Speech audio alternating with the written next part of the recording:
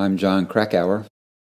In this chapter, I will refute a barrage of defamatory allegations made by Michael Tracy in a video he posted on YouTube on May 21st, 2004, titled Sheer Will versus Into Thin Air, Analysis of John Krakauer and Yasuko Namba's Locations After 3:30 p.m.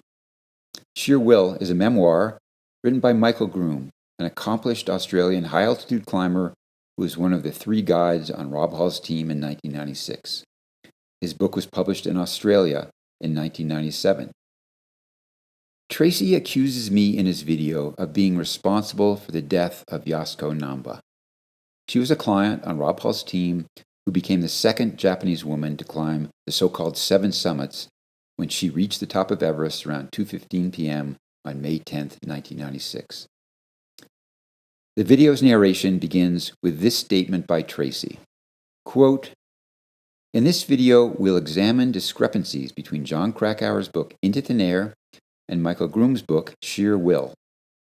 Although there are numerous differences between the two, this video will focus on a specific 4-hour period from 3:30 p.m. to 7:30 p.m. on May 10, 1996. Both accounts agree that Mike Groom, Yasuko Namba, and John Krakauer were on the south summit about to descend. By 7:30, John Krakauer was safely in his tent. Yasuko and Groom were still hundreds of feet above, fighting for their lives. During this 4-hour period, the details between the two accounts diverge significantly. First, I will outline the major discrepancies between the two accounts, then show how Krakauer fabricated his version to avoid admitting that he had abandoned Yasuko Namba on the descent when he was specifically sent down together with her by Mike Groom. It's important to note that in 1999, in the postscript to Into Thin Air, Krakauer himself acknowledged that Groom's account was accurate. It is also important to note that much of Into Thin Air is not Krakauer's personal recollection. For much of this 4-hour period, Krakauer tells a story that could only have come to him from Mike Groom. That is, if Krakauer is writing about an event where he claims Groom and Namba are the only ones present, that is obviously not coming from Krakauer's memory. It has to have come from Groom. In this video, I will demonstrate that Krakauer's account contradicts the version of events from Sheer Will, which he claims was accurate in his 1999 postscript. However, Krakauer had forgotten that not only did he not include Groom's account in his book, but he provided a completely different version of events. As inevitably happens when you invent so much of a story over time, you forget which parts you invented, and you get the truth confused with your own fiction." End quote. Tracy's claim that I abandoned Namba is based largely on 4 flagrantly dishonest allegations he makes in the narration excerpted above. 1. The false claim that I was specifically sent down together with her by Mike Groom. I will address this soon enough. But Tracy's bullshit flows so thick and fast in this video that I need to go deep into the weeds to debunk this particular claim, which validates the profound truth of the bullshit asymmetry principle. Quote, "The amount of energy needed to refute bullshit is an order of magnitude bigger than that needed to produce it." End quote. 2. The false claim that I, quote, "acknowledged that Groom's account was accurate," end quote, in the postscript published in the 1999 paperback and digital editions of Into Thin Air. Tracy first makes this allegation 55 seconds into the video, then keeps repeating variations of it throughout the video to flood the zone with misinformation and generate doubt about my credibility. For example, at the 5:01 mark in this video, Tracy says, quote, "Krakauer did not write anywhere that Groom's book was full of errors," end quote. This is true. But at the 7:46 mark, this true statement has been transformed by Tracy into this plainly false statement. Quote, "Krakauer specifically references Groom account as being accurate," end quote. Anyone with access to the paperback or digital editions of my book can read my postscript and immediately see that nowhere in the postscript do I state or even suggest that Groom's account is accurate. Most of Groom's book is indeed accurate, but not all of it. Number 3, the false claim that, quote, For much of this 4-hour period, Krakauer tells a story that could only have come to him from Mike Groom, end quote. This, too, is categorically untrue. When I wrote about our descent into thin air, my search did indeed rely on 2 extensive tape-recorded interviews with Groom, but I also relied on tape-recorded interviews and published statements from Martin Adams, Guy Cotter, Cleve Schoening, Beck Weathers, Neil Beidelman, Charlotte Fox, and Tim Madsen. Furthermore, I will point out yet again that as far as I know, Michael Tracy has never spoken with any of the people who were directly involved in the 1996 disaster, nor has he ever been on the Nepal side of Everest. 4. The false claim that, quote, Krakauer's account contradicts the version of events from sheer will. However, Krakauer had forgotten that he provided a completely different version of events, end quote. This, too, is categorically untrue. Although our accounts differ occasionally on minor points, they align on the important issues. At the 3:43 mark in his video, Michael Tracy says, quote, so let's look at what Krakauer wrote in the 1999 postscript. In his book Sheer Will, Michael Groom described the moment when he, Namba, and I encountered Adams as we made our way down towards the balcony at 27,600 feet.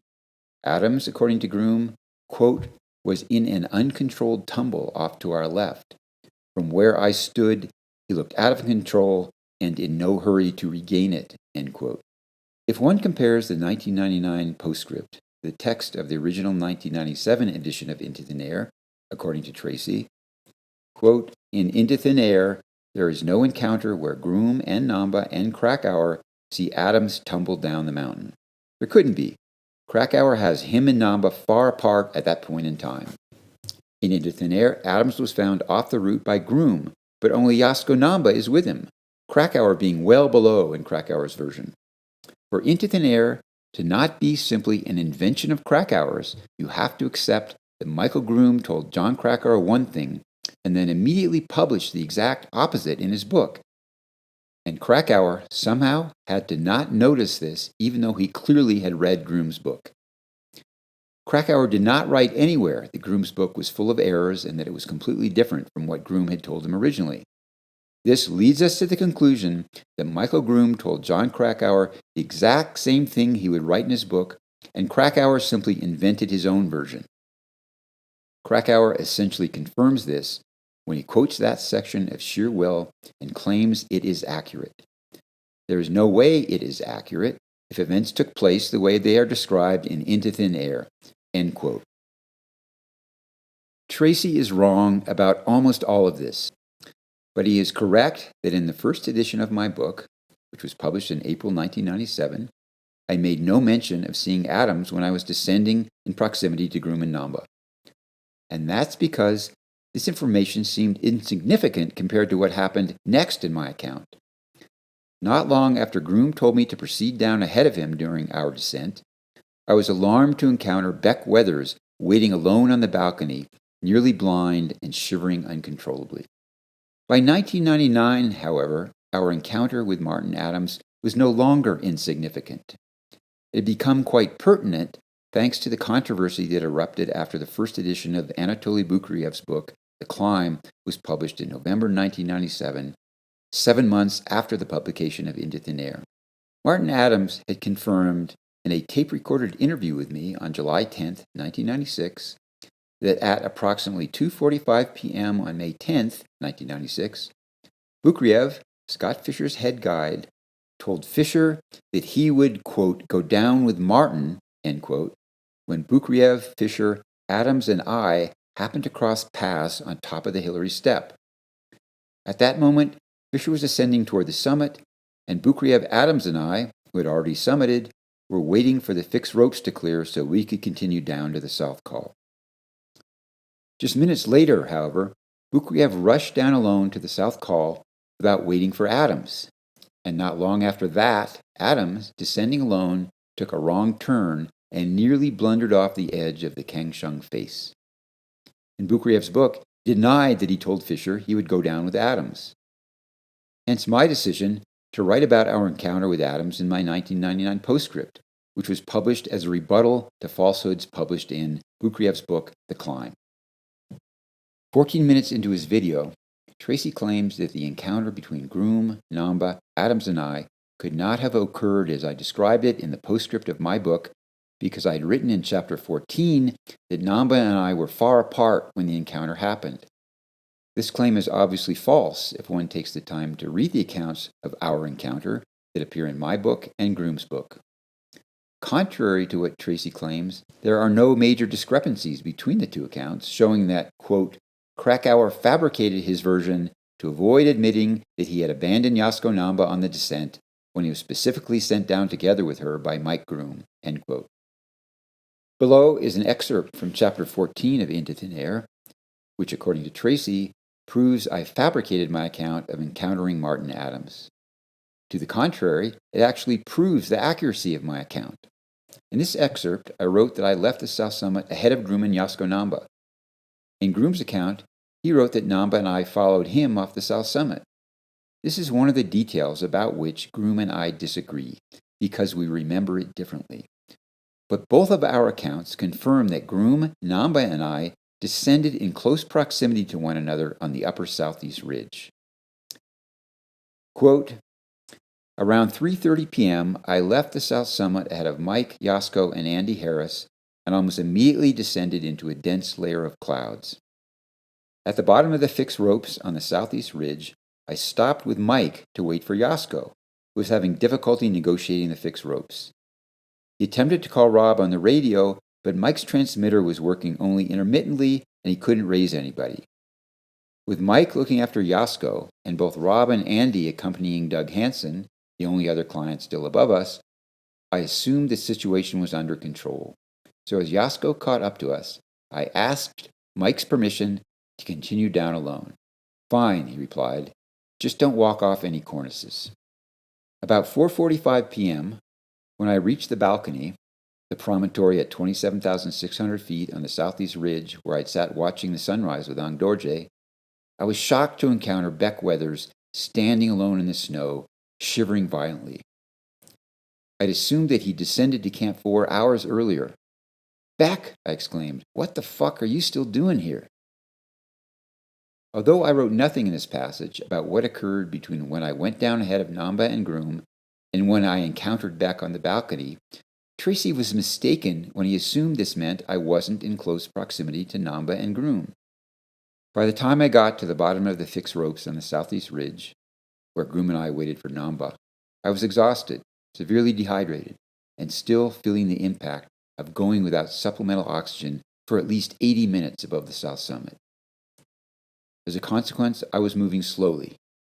Because Namba was descending at a similar pace, which Tracy confirms in his video, we were seldom very far apart. Here's how Groom describes this section of our descent in his book. Yasuko and John followed me off the South Summit, and we lost height quickly. Just 70 meters above the point on the southeast ridge, the balcony, where we had exited from gullies that dropped to Camp 4, the radio inside my climbing suit came to life with Rob's voice. I let John and Yasuko continue while I listened intently. Rob wanted to know where the spare oxygen bottles had been left on the South Summit. Before I could transmit, Andy, from wherever he was at the time, replied that there were none left on the South Summit. Repeated transmissions failed. Only Andy's and Rob's confusing conversations could be heard. After more calls, Caroline at base camp picked up my signal and said she would pass on my message on her clear line of transmission to Rob. Content that everything was under control, I caught up to Yasuko and John, and we continued descending with one of the Americans from Fisher's team who was trying an unorthodox passing move in an uncontrolled tumble off to our left. From where I stood, he looked out of control and in no hurry to regain it, preferring instead to slide happily towards the edge and into Tibet. He stopped abruptly in an explosion of white from a thick bed of snow 30 meters below us with no sign of injury. John was anxious to keep moving, so I told him and Yasuko to go ahead while I helped the American, Martin Adams. This is the moment when Michael Groom told Yasuko Namba and me to continue down the mountain ahead of him, the third of 3 separate occasions when Groom told us to descend ahead of him since we'd left the South Summit. Every time he told us to go ahead, it's important to emphasize that he had no qualms about letting us do this, because everything seemed to be under control at the time, and he was confident each of us was doing well enough to descend on our own. On each occasion, he also made it clear that he intended to catch up to us before we got very far ahead. From Groom's account, it's obvious that by this time he, Namba, and I had descended for a while in the company of Martin Adams. Adams confirmed this when I interviewed him on July 10th, 1996. Quote, "I descended as far as I could on the fixed ropes. At the bottom of the fixed ropes, I saw you coming down with Mike Groom and someone else, and we walked a very short distance together." End quote. It is also obvious from Groom's account that he, Namba, and I were still some distance above the balcony when Groom told us to go down ahead for the third and final time. I don't know the precise time, but it was approximately 4:15. If we'd been farther down at the balcony then, we would have already encountered Beck Weathers, because Beck had been waiting at the balcony since early in the morning for Rob Hall to return from the summit. Groom never told me explicitly or even suggested that he wanted me to stay close to Namba during our descent. Groom was the guide. He understood better than anyone that it was his responsibility to escort her up and down the mountain. It was not the responsibility of another client. As Groom told me when I interviewed him on May 26, 1996, quote, "My charge on May 10th was Yasuko. Rob asked me to look after her." End quote. It's important to understand that when Groom told us to proceed down ahead of him, there wasn't a compelling reason for Groom to tell me to stay close to Namba. Neither Groom, Namba, nor I had any idea that a catastrophe was imminent at that time. As Groom reported in his book, after a radio call at approximately 4 p.m. with our expedition doctor, Caroline Mackenzie, he was, quote, "content that everything was under control," end quote. Although the weather had been deteriorating throughout the afternoon, at 4:15 it was still relatively good. As Groom reported in his book, Namba had received a full bottle of oxygen at the South Summit and, except for briefly getting tangled in a fixed rope on the southeast ridge, had performed well on her descent from there. None of us had a clue that Beck Weathers was a short distance away at the time, anxiously waiting for Rob Hall to short rope him down. When Groom told Namba and me to go down ahead, in other words, he had no reason to be concerned about our well-being. In a tape-recorded interview I did with Groom on May 26, 1996, he told me he was confident I'd be able to find the route down and break trail for Namba, and that she would be able to safely follow me at her own pace, just as she had done since the three of us left the South Summit. Groom also assured Namba and me that he would catch up to us when he continued his descent, just as he had done earlier that afternoon. Perhaps most significantly, Groom told Namba and me to go down before he received a radio call from Rob Hall at 4:30 asking Groom to climb back up to the South Summit to bring him oxygen. Here is how the account in Groom's book continues after he tells us to go down the final time. Quote, "They, Namba and Krakauer, had only just left on their way down the gullies below the balcony to Camp 4 when on my way over to the stunned American, Martin Adams, I picked up Rob's call again for oxygen. I once again repeated the position of the oxygen bottles. I reassured him they were there. He begged for help, and I replied that I was on my way back up. It would take hours to get to him. I yelled over to the American that the trail he needed to be on was over near me, and then started to climb. It was 4:30 p.m. End quote. 15 minutes into his video, Tracy plays a clip from a 1997 television interview I did with ABC News in which I say, quote, "We have the first radio call from just below the summit. Rob asking for help, saying, 'Doug and I have run out of oxygen. Doug's in trouble. We need help.' In this interview, I was simply reporting what Rob said to Groom at 4:30. But Tracy turns this into an attack on my credibility by insisting I was claiming to have personally heard the call myself because I used the words, We have the first radio call. I was already below the balcony, nowhere close to Groom, when that radio conversation occurred, as I plainly wrote in Chapter 17 of Into Thin Air. A detailed base camp radio log indicates that during a subsequent radio call at 4:55, Groom finally had a clear transmission with Rob Hall, during which Groom was able to convey to Hall precisely where to find 2 full bottles of oxygen stashed on the south summit. Upon hearing this, according to Groom, Rob sounded as though he was feeling less stressed, quote, and his immediate problem seemed to be solved. If Rob knew where the cylinders were, I saw no sense in continuing up, end quote. So at this point, Groom immediately turned around and headed back down the mountain to catch up with Namba and me. As he descended the southeast ridge, according to Groom's book, quote, the American, Martin Adams, who had passed us with such haste, was amazingly just getting to his feet after all this time and moving again, veering dangerously close to the wrong side of the mountain in a series of drunken flops into the snow, one of which could end up over the edge into Tibet. I detoured off my path to get close enough to speak with him. I could see that his oxygen mask had slipped off beneath his chin, and clumps of ice hung from his eyebrows and chin. I told him to pull his oxygen mask over his mouth. In a fatherly sort of manner, I then coaxed him closer and closer to the ridge crest. With the American now following me closely, we continued down the ridge a little way until we reached the balcony, the exit point into the gullies that led down to Camp 4. Quote, now see those 2 climbers down there in red? Just follow them, I said, pointing to John and Yasuko, still visible in the gully below. He stepped off the edge in such a haphazard manner, I wondered whether he cared if he lived or died. Concerned about his judgment, I decided to stick with him. All this time, Beck Weathers had gone unnoticed, standing beside me. Quote, is that you, Mike? Beck asked. The Texan startled me. Beck was camouflaged perfectly, and a light sprinkling of fresh snow. He must have been standing still for some time, judging by the amount of snow that had settled on him. He looked like a tarty scarecrow, his bulky down suit pushing his arms awkwardly out to the sides. Quote, what are you doing here, Beck? I thought you would have been well and truly back to Camp 4 by now, end quote. Quote, I can't see, Mike. I've been waiting for you to come down, end quote. He didn't have to say more. I knew we were in trouble when I looked into his blank and unfocused eyes.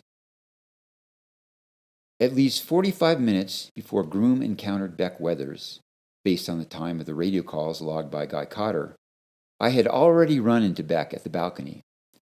When I first saw Beck, I too was aghast, but I incorrectly assumed that by then Groom was well into his descent and had already caught up with Namba, and at any minute both of them would be catching up to me. Here's how I describe my encounter with Beck in Into Thin Air. The previous afternoon, as he was ascending from Camp 3 to Camp 4, Beck later confessed to me, quote, my vision had gotten so bad that I couldn't see more than a few feet, so I just tucked right behind John Taskey, and when he'd lift a foot, I'd place my foot right in his boot print, end quote.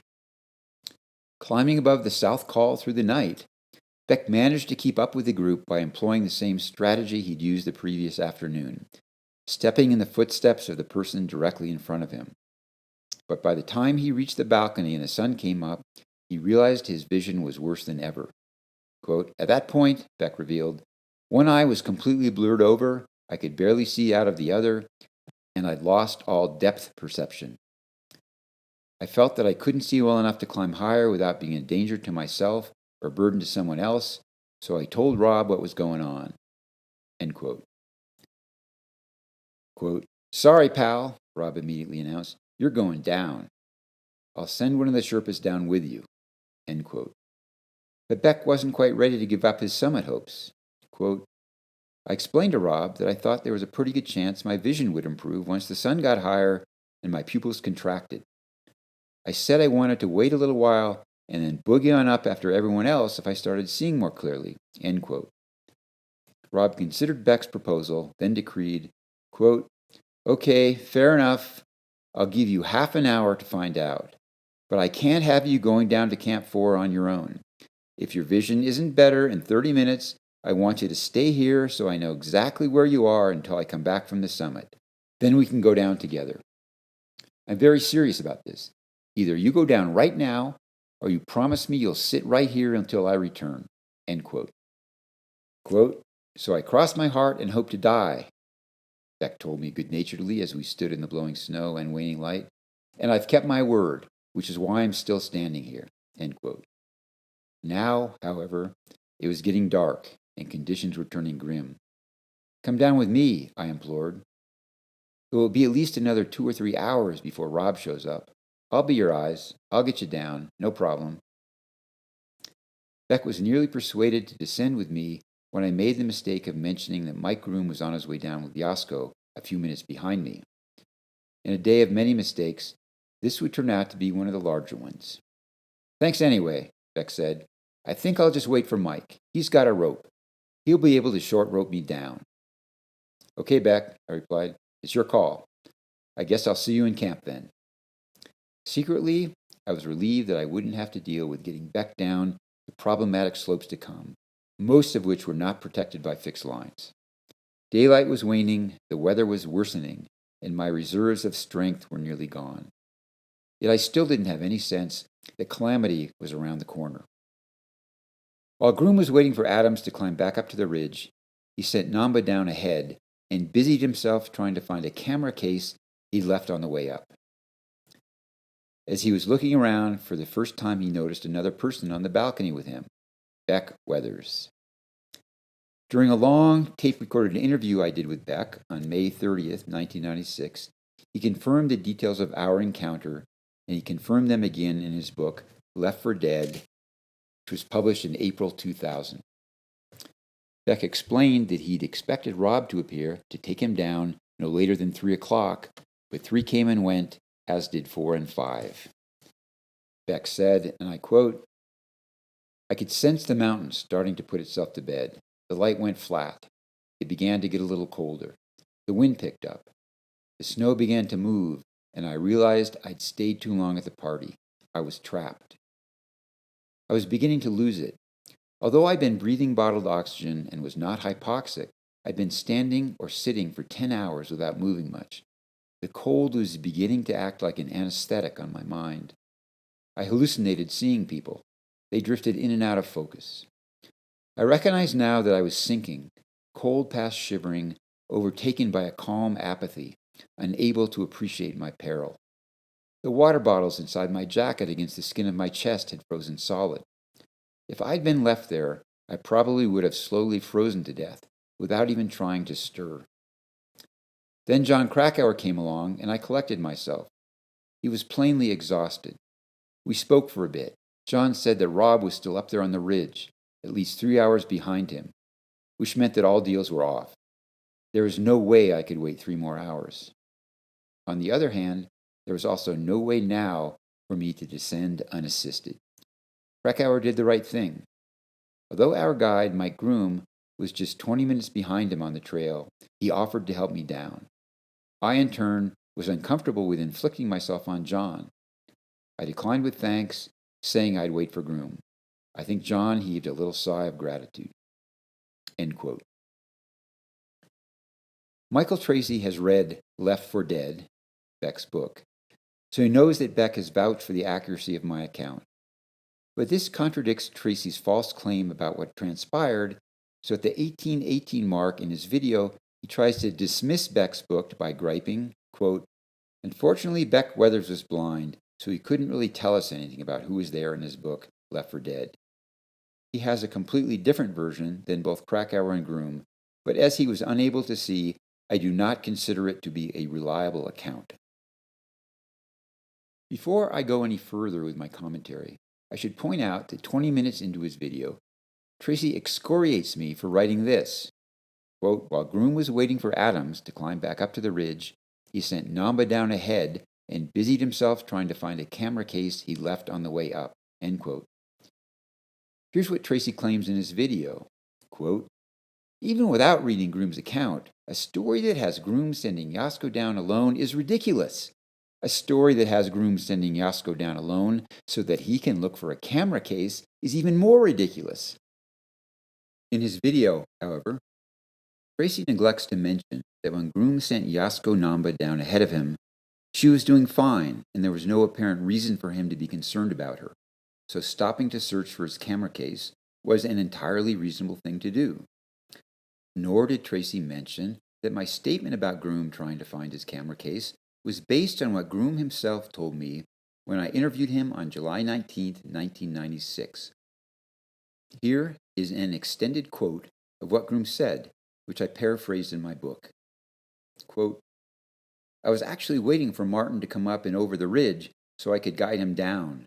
But when I found Beck there, I immediately turned my attention to him. I didn't know Beck was there. He was covered in snow when I first saw him, camouflaged a bit. When I first saw him, I took him to be one of the Fisher group. So I completely ignored him as I tried to find my camera case and my used oxygen cylinder on the crest of the ridge." End quote.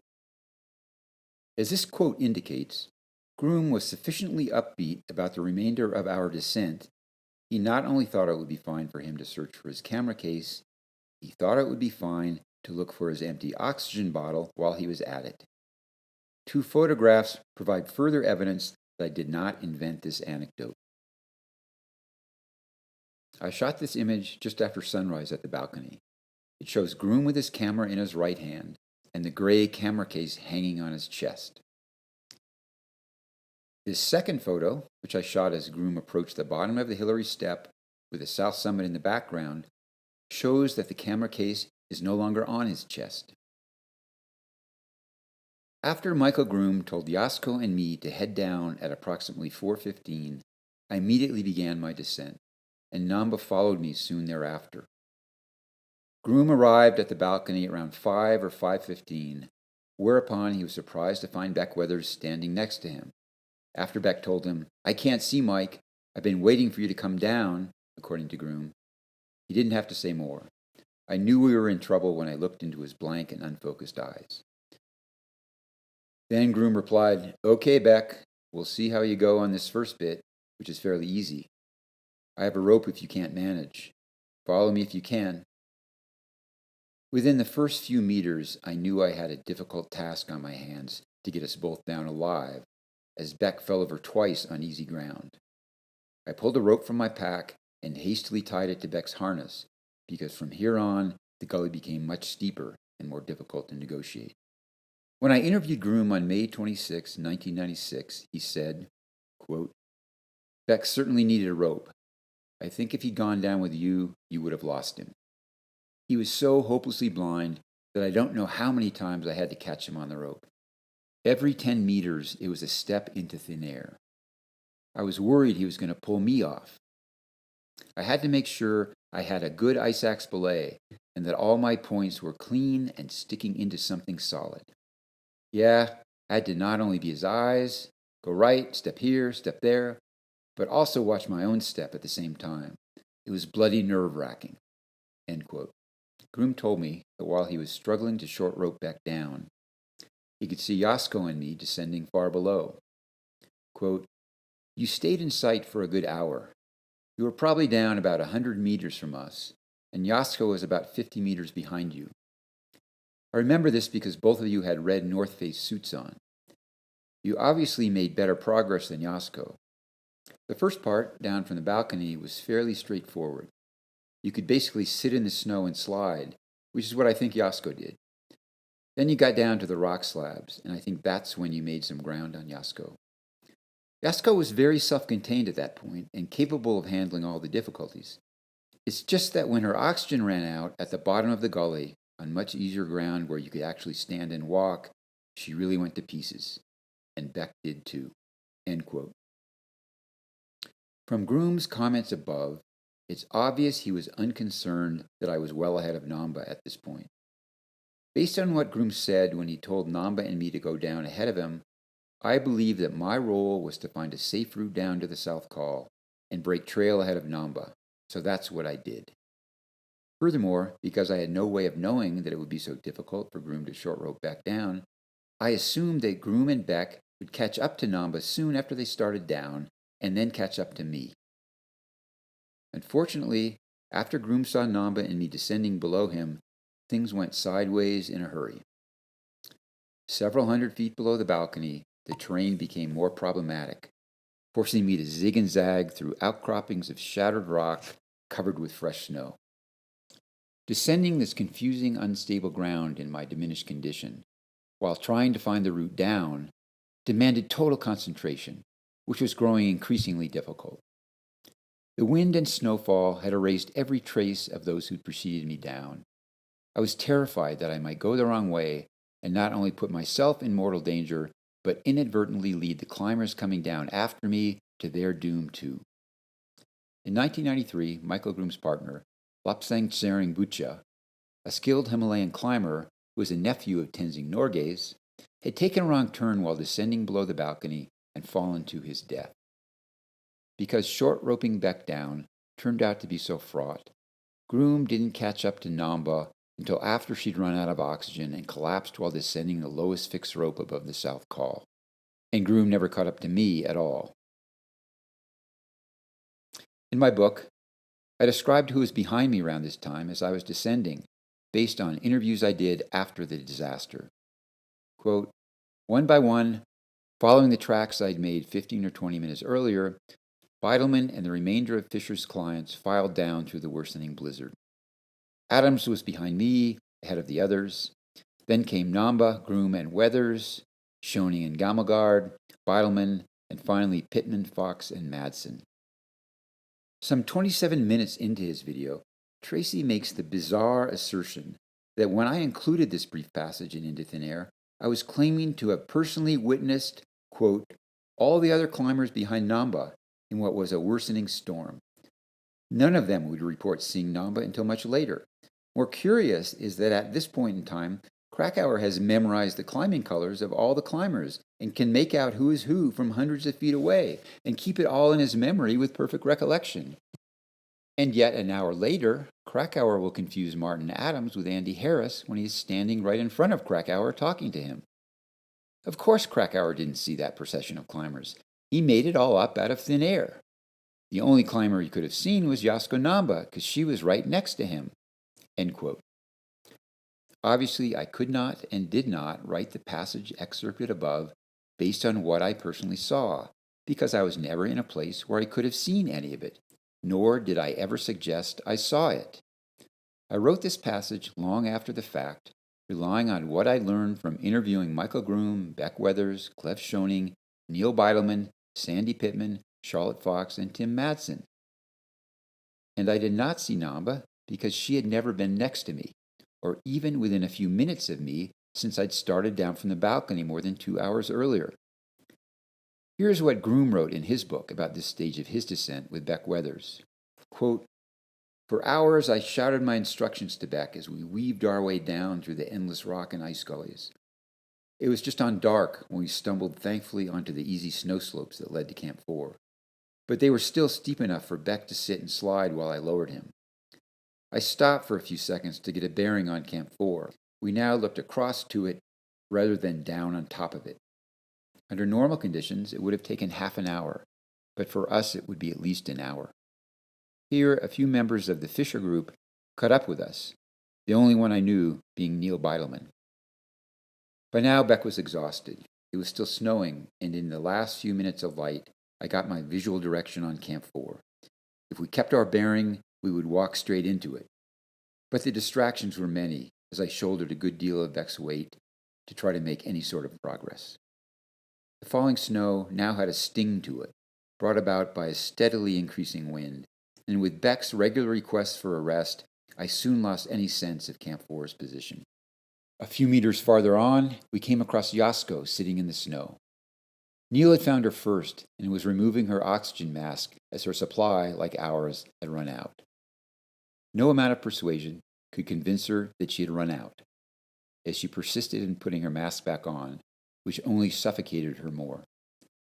Finally, we ripped the straps from her mask and shoved it in her pack. Thankfully, Neil and his group were able to descend with her, while I continued very slowly with Beck.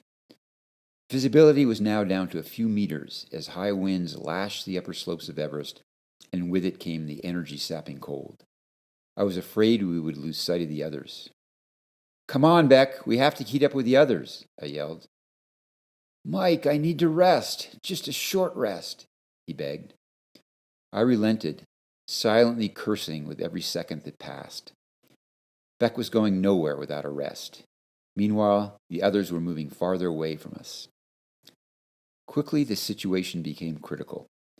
We lost sight of Neil's group, and any shouting was carried off by the wind. Beck and I were alone. I had done everything I could to keep up with the others, but our pace was far too slow. I sat Beck down as the 70 to 80 km/h winds threatened to blow us off our feet, and snow stung my eyes, temporarily blinding me. End quote. By now, my own oxygen was long gone too. The storm had metastasized into a hurricane, and visibility was near zero. In retrospect, do I wish that I'd gone back to determine if Groom, Beck Weathers, and Namba needed assistance instead of pushing ahead with my descent? Yes, of course. My failure to do so still haunts me. At that moment, though, I was too far gone to do anything more than continue stumbling down to the South Col with the last dregs of my energy. When I finally got there, I was so wasted I couldn't even remove the crampons from my boots before collapsing into my tent. The next day, May 11th, I learned that Yasuko Namba was dead. She'd perished in the storm after getting stranded on the eastern edge of the South Col with Michael Groom, Beck Weathers, Neil Beidelman, Cleb Schoening, Lena Gamelgard, Charlotte Fox, Tim Madsen, and Sandy Pittman. By the morning of May 12th, when those of us on Rob Hall's team who survived were still in shock and disarray at 26,000 feet on the South Col, I learned that Rob Hall, Andy Harris, Doug Hansen, and Scott Fisher were dead too. It was impossible to comprehend. It felt like we were in a living nightmare. There is no way to convey how confused and horrified I was, or how much remorse I felt at the time, and continue to feel now. As I wrote in Into Thin Air, quote, "While Yasuko Namba lay dying on the South Col, I was a mere 350 yards away, huddled inside a tent, oblivious to her struggle, concerned only with my own safety. The stain this has left on my psyche is not the sort of thing that washes off after a few months of grief and guilt-ridden self-reproach." End quote. Michael Tracy spends the final minutes of his video portraying me as a heartless monster who caused Namba's death by deliberately abandoning her. Here's some of what he says. Quote, "Yasuko is dead, and Krakauer will never say what really happened. Many Krakauer fans will write this off to just faulty memory or convince himself that Mike Groom got it all wrong. But if you really look at it, it gets into the heart of who John Krakauer really is. No one expected Krakauer to be Superman and head out into the storm and drag stranded climbers back to camp the way Bukriev did, but perhaps he could have been a Clark Kent and showed just a little bit of humanity towards Yasuko Namba. She didn't need to be short-roped. She didn't need to be pulled or carried. She just needed a strong climber to be out in front, to provide a break in the wind, and to know the route. That would not have slowed Krakauer down more than a couple of minutes. Would it have averted the disaster and saved everyone's lives? No, certainly not. But it would have saved one life, and likely Krakauer would be a completely different person than he is today. And of all the tragedies from 1996, that has to rank up there as one of the larger ones." End quote. Tracy is mistaken when he says that all Namba needed was, quote, "a strong climber to be out in front, to provide a break in the wind, and to know the route," end quote. When the full force of the storm slammed into us, the wind was far too powerful for anyone to create a break in the wind for anyone else. And because Namba followed the trail I broke for her, she was on the correct route when she collapsed, clipped to a fixed rope. What she needed to get safely down from there was a canister of oxygen, and neither I nor anyone else had one to give her. To rub salt in my emotional wounds and further impugn my character, near the end of his video, Tracy quotes the passage below from Into Thin Air and asserts that I'm a hypocrite for criticizing Bukriev for doing the same thing I did when I made it safely back to the South Col. even though Bukriev was a guide and I was not. Quote, Bukriev had come down to the South Col hours in front of anyone else in Fisher's team. Indeed, by 5 p.m., while his teammates were still struggling down through the clouds at 28,000 feet, Bukriev was already in his tent, resting and drinking tea. Tracy then says, quote, Bukriev headed back out into the storm numerous times to haul his teammates back to safety, while Krakauer stayed in his tent, listening with callous indifference to the desperate radio calls from his teammate Mike Groom, who had selflessly given Krakauer his own oxygen earlier in the day. End quote. Tracy is correct to point out that I stayed in my tent while Bukriev went out into the storm multiple times attempting to rescue missing climbers. And Tracy is also correct when he states in this video and in other videos that during an interview I did with the website Outside Online, posted on May 20th, 1996, I inadvertently made some false statements about that night. At one point, the interviewer asked me, quote, when did you first sense that things were going wrong on the mountain? End quote. I replied that it was when I was lying in my tent after returning to the South Col on the night of May 10th. And here's what I said. When we were getting radio calls from Mike Groom, we knew he was lost out there. We all had lights on in our tents. We would periodically go out and shine our lights into the sky. Some people had lights mounted straight up.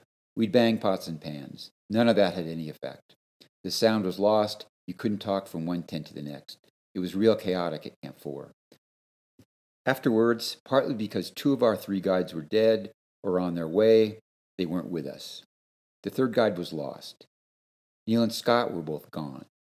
It was just a bunch of climbers, totally whipped, totally exhausted in their tents, not thinking clearly, not enough oxygen.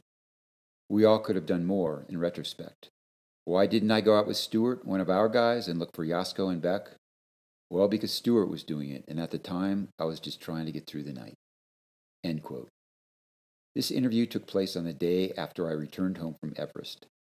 I hadn't even had time to unpack my expedition duffels, let alone to fact-check my hypoxic memories by reviewing the 11 notebooks I'd filled with first-hand observations during the expedition. Nor had I interviewed any of the more than 30 individuals who were involved in the disaster and later provided me with an immense amount of important material for my book. When I spoke with the interviewer from Outside Online, I was sleep-deprived, severely traumatized, and struggling to make sense of what had just happened on Everest. As a consequence, some statements I made in the interview were incorrect, including my statement that I was one of the people who, quote, had lights on in our tents. We would periodically go out and shine our lights into the sky. Some people had lights mounted straight up. We'd bang pots and pans, end quote. I did none of those things, which became clear to me on June 5th, 1996, when I interviewed Stuart Hutchison, my tent mate during the 3 nights we spent on the South Col. During this interview, I also asked Hutchison why, upon learning the whereabouts of the missing climbers, he didn't attempt to rouse Frank Fishbeck, Lou Kosicki, John Taskey, or me to request our help with the rescue effort. Here's what he told me. Quote, it was so obvious that all of you were completely exhausted that I didn't even consider asking. You were so far past the point of ordinary fatigue that I thought if you attempted to help with a rescue, you were only going to make the situation worse, that you would get out there and have to be rescued yourself. End quote. As I noted above, in Tracy's video, he quotes a passage from Into Thin Air to portray me as a hypocrite. But Tracy neglected to quote any of the material from my book that followed this passage, material that adds considerable nuance to my criticisms of Bukriev. Here's some of that. Quote, experienced guides would later question Bukriev's decision to descend so far ahead of his clients. Extremely unorthodox behavior for a guide. One of the clients from that group has nothing but contempt for Bukriev, insisting that when it mattered most, the guide, quote, cut and ran, end quote. Anatoly had left the summit around 2 p.m. and quickly became entangled in the traffic jam at the Hillary Step. As soon as the mob dispersed, he moved very rapidly down the southeast ridge without waiting for any clients, despite telling Fisher atop the step that he would be going down with Martin Adams. Bukriev thereby arrived at Camp 4 well before the brunt of the storm. Bukriev was worried sick about the 19 climbers who were missing, but because he had no idea where they might be, there was little he could do except warm himself, try to regain some strength, and bide his time. Then, at 12:45 a.m., Beidelman, Groom, Schoening, and Gamelgard hobbled into camp. Quote, Cleve and Neil had lost all power and could barely talk, Bukriev recalls. They told me Charlotte, Sandy, and Tim need help. Sandy is close to dying. Then they give me general location where to find them. At this point, Bukriev tried to organize a rescue effort to bring in the climbers who were stranded out on the eastern lip of the South Col, but discovered everyone he managed to rouse was too sick, too exhausted, or too frightened to help him. As I wrote in my book, quote, so the Russian guide resolved to bring back the group by himself. Overcoming his own crippling exhaustion, he plunged into the maw of the hurricane and searched the col for nearly an hour. It was an incredible display of strength and courage, but he was unable to find any of the missing climbers. Bukriev didn't give up, however. He returned to camp, obtained a more detailed set of directions from Beidelman and Schoening, then went out into the storm again. This time he saw the faint glow of Madsen's fading headlamp and was thereby able to locate the missing climbers. Quote, they were lying on the ice without movement, says Bukriev. They could not talk. End quote. Madsen was still conscious and largely able to take care of himself, but Pittman, Fox, and Weathers were utterly helpless, and Namba appeared to be dead. End quote. It's reasonable for people to wonder if I'm responsible for the death of Yasuko Namba. I wonder about this myself. I've been trying to process Yasuko's death and pondering my role in it ever since she perished. But as I explained above, my failure to come to her aid was not because I was callous. Eventually I came to understand that by embedding as a journalist with Rob Hall's team, I did indeed contribute to Namba's death, albeit inadvertently. While I was engaged in the day-to-day process of climbing Everest, I failed to recognize how my presence affected the other clients on Hall's team. Even worse, I failed to foresee how my presence would create intense pressure on Rob Hall to get as many clients as possible to the summit, inducing him to take risks that he absolutely should not have taken. If I hadn't been there on May 10th, writing an article for Outside Magazine, it seems likely Hall would have turned Hansen around early in the day, instead of allowing him to continue to the summit at such an alarmingly late hour, a mistake that resulted in the deaths of Hall, Hansen, and Andy Harris. And Hall's failure to turn Hansen around led indirectly to the death of Yasuko Namba, too, because when Hansen collapsed just below the summit, Hall and Harris were compelled to remain high on the mountain to assist him, which meant that neither guide was available to short rope Beck Weathers down from the balcony. Michael Groom was thus required to bring Beck down, preventing Groom from descending with Namba as he'd intended. If Groom had been able to guide Yasuko Namba down, I believe it's likely she would have arrived at the tents before the worst of the storm engulfed the mountain and before she ran out of oxygen, which is what ultimately caused her to collapse a relatively short distance above the tents. In October 1998, I returned to Everest with my wife, Doug Hansen's sister, Andy Harris's parents and girlfriend, my friend Chongba Sherpa, who was the base camp cook on our expedition, and two skilled Sherpa stonemasons to hold an intimate memorial service at the foot of the mountain for Doug, Andy, and Yasuko. Before arriving in Nepal, I learned that Rob Hall's loved ones had built a large Buddhist chorten to honor him. So with guidance provided by Chongbadai and the stonemasons, next to Hall's monument, we built the beautiful smaller chorten you see here, as a memorial to Yasuko Namba, Doug Hansen, and Andy Harris. We embedded stone plaques inscribed with their names on 3 sides of it. Our visit to Everest in 1998 was a powerful, almost unbearably intense experience. Each of us shared the pain and anger we were struggling to manage. We did a lot of weeping and spent hours viewing the uppermost reaches of Everest through a high-power spotting scope. But none of this provided a sense of closure for any of us. 29 years after her death, I still think of Yasuko often, with grief, remorse, and tremendous sadness.